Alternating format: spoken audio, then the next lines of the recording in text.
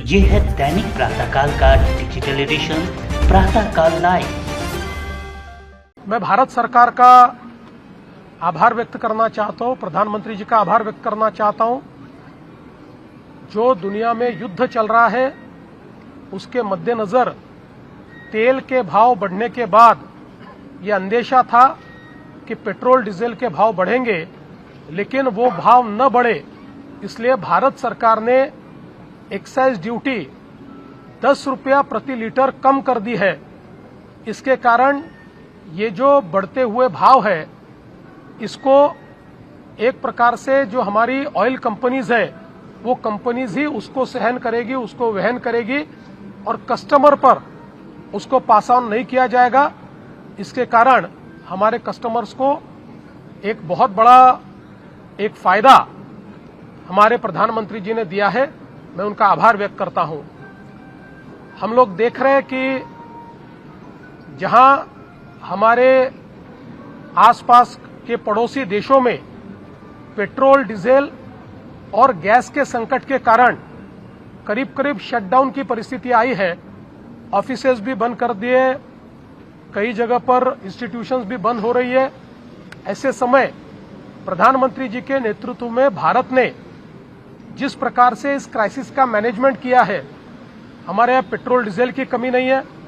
हमारे यहाँ पर जो हाउस होल्ड गैस है वो भी दिया जा रहा है। कमर्शियल गैस में कुछ कटौती की गई है, लेकिन उसको भी अब वापस 50% पर लाया जा रहा है। तो मुझे लगता है कि एक प्रकार से जिस प्रकार की डिप्लोमेसी हमारे प्रधानमंत्री जी ने की है वो काबिले तारीफ है।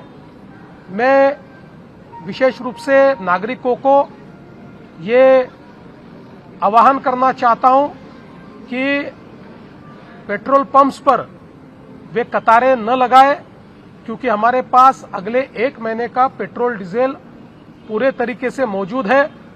इस प्रकार से वो अगर कतारें लगा कर ज्यादा पेट्रोल डीजल इस अंदेशे में कि शायद उसकी कमी होगी अगर भरेंगे तो सप्लाई और डिमांड के साइकिल पर उसका स्ट्रेस गिरेगा और एक आर्टिफिशियल कमी उसके कारण तैयार होगी। इसलिए ऐसा न करे, ऐसा मैं सभी को यहां से ऐलान करता हूं। उसके साथ साथ हमारे सरकार ने गैस के मामले में भी पूरे तरीके से एहतियात बरता है। जो हाउस होल्ड गैस है वो सबको सही समय पर मिल रहा है, उसके भी होर्डिंग की कोई आवश्यकता नहीं है और कोई उस प्रकार से न करे। और कहीं पर गैस एजेंसियां अगर गलत तरीके से पैसे मांगती है या गलत तरीके से एक आर्टिफिशियल इस प्रकार से उसमें कमी लाने की कोशिश करती है तो उसकी आप कंप्लेंट करिए, उनके ऊपर भी कार्रवाई की जाएगी।